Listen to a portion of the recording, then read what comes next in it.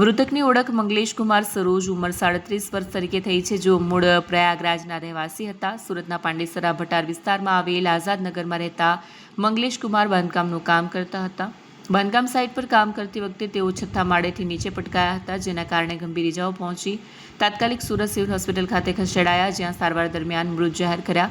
મૃતકનો પરિવાર મુંબઈમાં રહે છે, જેને જાણ થતાં જ પરિવાર સુરત દોડી આવ્યો. હાલમાં પોસ્ટમોર્ટમ રૂમ પાસે પરિવારજનોમાં શોકનો માહોલ છવાયો છે.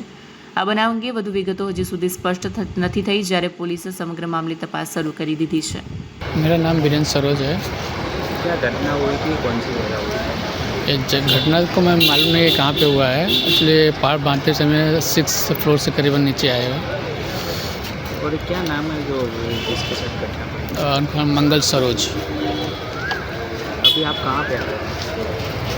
कहाँ पे आए हो आप? मैं ऐसे यहाँ पे सिविल हॉस्पिटल। क्या उम्र थी वो भाई की? उनका 37। कहाँ का रहने वाले हो? तो यूपी प्रयागराज जिला का रहने वाले हैं। कौन सी जगह घटना हुई थी आपको? ये सुनने में आ रहा है ग्रीन सिटी करके है कोई एरिया, वहाँ पे हुआ है। ये रहते थे कहाँ? पांडेसरा में रहते थे, आज़ाद नगर में। नगर बता दो। हाँ।